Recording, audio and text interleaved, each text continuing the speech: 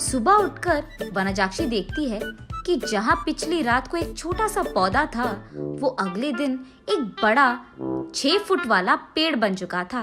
और इतना ही नहीं, उनपे बैंगन भी इतने भरे भरे और 4 गुना बड़े भी उग गए थे। ये देख वनजाक्षी अपनी आंखों का खुद यकीन नहीं कर पा रही थी। पेड़ के पास आकर उसे जांचने लगती है। ये कैसे हुआ? ये मुमकिन कैसे है? कल तक तो ये पौधा था, आज पेड़ कैसे बन गया?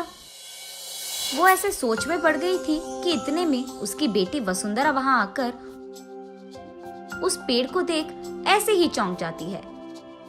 कुछ देर बाद वो हार मानकर कुछ बैंगन को लेकर उनका भरता बनाती है। बस वो भरता स्वादिष्ट था। उस स्वाद पे फिदा होकर माँ बेटी दोनों बचे कुछ बैंगनों को उनके आजू बाजू पड़ोसी लोगों में बांट देते हैं। अगले दिन उस बैंगन के स्वाद पे फिदा होकर बार बार वनजाक्षी के घर आकर उनसे बैंगन पूछते हैं। और इतना ही नहीं, जितने बैंगन को कल वो पेड़ से तोड़े थे, उतने ही बैंगन अगले दिन वापस उग गए थे। ये देख माँ बेटी दोनों आश्चर्यचकित हो जाते हैं। तब दोनों फैसला करते हैं कि इन बैंगनों को मुफ्त में नहीं देना है। ये कहकर बेचते हैं कि ये जादुई पेड़ है और इसके बैंगन बहुत स्वादिष्ट हैं। ऐसे वो बैंगन दुगने रेट में बिक जाते हैं। कुछ ही दिनों में इन स्वादिष्ट बैंगनों के बारे में और वो बड़ा सा बैंगन के पेड़ के बारे में इधर उधर बात फैलकर आजू बाजू पड़ोसी शहर तक पहुंच जाता है। इसलिए हर रोज सुबह शुरू होते ही पेड़ में भर के बैंगन उगते थे और उनके लिए लोगों की लाइन लग जाती थी सुबह सुबह, और वो भी वनजाक्षी के घर के बाहर। वनजाक्षी का पैसों का डिब्बा हर रोज पैसों से भर जाता था और ये बहुत साधारण सी चीज होती थी। कुछ ही दिनों में वनजाक्षी का नाम बैंगन से जुड़ गया और सब उसे बैंगन बेचने वाली वनजाक्षी करके बुलाने लग गए। और इतना ही नहीं, वो बहुत कम समय में उस सारे गांव में सबसे अमीर बन जाती है। बड़ी सी बंगला बनवाती है और उस बैंगन के पेड़ के चारों ओर बाड़ लगवा देती है और उस पेड़ के पास एक सिक्योरिटी गार्ड को भी रख लेती है। एक दिन वसुंधरा वनजाक्षी के पास जाकर ऐसे कहती है, माँ, रातों रात एक छोटा सा पौधा इतना बड़ा पेड़ कैसे बन गया? और ऊपर से अगर सारे के सारे बैंगन हमने तोड़ दिया तो भी अगले दिन उनके जगह में उतने ही भर के बैंगन उग जाते हैं। ये कैसे मुमकिन है? अरे हाँ, मैं भी इस चीज के बारे में सोचना भूल गई। चलो, जो भी हुआ उनसे हमारा अच्छा ही तो हुआ। अब तो मुझे तुम्हारी शादी की भी कोई फिक्र नहीं है बेटा, ऐसे कहती है। और ठीक तभी वनजाक्षी को एक बात याद आती है। उस समय में जब भी वनजाक्षी के लिए रिश्ते लाते थे तो कुछ भी सेट नहीं होता था। अगर वसुंधरा को लड़का पसंद आ गया तो लड़के वालों को इनका दहेज नहीं पसंद आता था, और अगर लड़के ने वसुंधरा को पसंद कर लिया तो वसुंधरा को वो लड़का पसंद नहीं आता था। ऐसे बहुत सारे रिश्ते देख देख कर वनजाक्षी थक कर ये सोचने लगती है कि शायद उसकी बेटी के कुंडली में कोई दोष है, इसीलिए वो बहुत सारे पूजा पाठ करवाती रहती थी। ऐसे ही एक दिन वो मंदिर में पूजा करवा के घर लौटती रहती है। तब रास्ते में उसे एक बैंगन का टुकड़ा नजर आता है। उसे लेकर वो अपने घर के सामने रख देती है।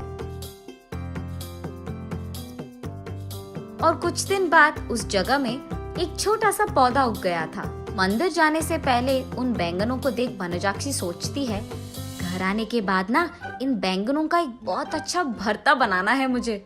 यही सोचते हुए वो मंदिर चलती रहती है। रास्ते में वो ऐसे सोचती है, अगर कोई वो बैंगन को लेके गया तो? वो फैसला करती है कि जल्दी जल्दी वो मंदिर जाकर भगवान की प्रार्थना करके बाहर आ जाएगी।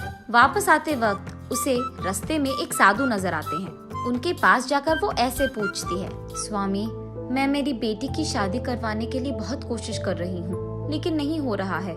कृपा करके इसका कोई हल निकाल दीजिए।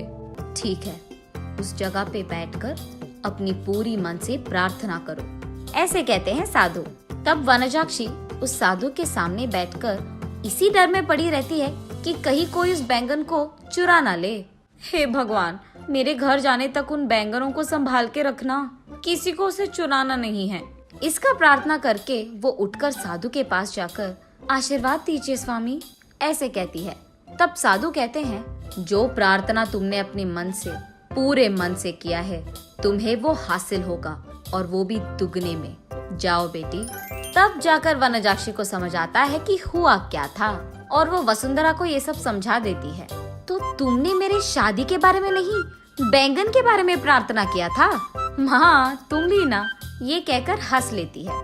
चलो जो भी हुआ, हमारा तो भला ही हुआ ना बेटी। इस बैंगन के पेड़ के वजह से हम अमीर बन गए हैं, और कल ही तुम्हारा स्वयंवर है, तैयार हो जाओ। ये कहकर आजू बाजू पड़ोस के सारे गांव में डंडोरा पिटवाती है कि उससे भी अमीर लोग उसकी बेटी से शादी करने के लिए स्वयंवर आ जाए। तब तक बैंगन बेचने वाली वनजाक्षी तो बहुत प्रसिद्ध थी, और उस घर के जादुई बैंगन का पेड़ भी। इसीलिए उससे रिश्ता पक्का करने के लिए बहुत सारे अमीर लोग लाइन में लग गए थे। उनमें से अमीर और अच्छा दिखने वाले एक आदमी से वनजाक्षी अपनी बेटी वसुंधरा की शादी करवा लेती है। कुछ दिन बाद जब उसके सारे जिम्मेदारियां खत्म हो गई थी, वनजाक्षी उस बैंगन के पेड़ के पास बैठकर ऐसे सोचने लगती है, उस दिन मुझे इस बैंगन के बारे में काश कुछ सोने का ख्याल आया होता। बैंगन के बदले में सोना दुगने में मिल जाता था, तब मैं और अमीर बन जाती थी। हाँ।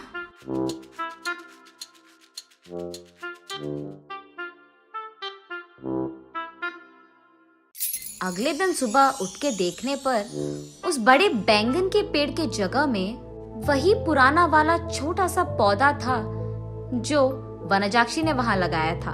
तब वनजाक्षी को पूरी बात समझ में आती है। आशा करना तो अच्छा ही है, लेकिन लालच करोगे तो निराशा ही मिलेगी।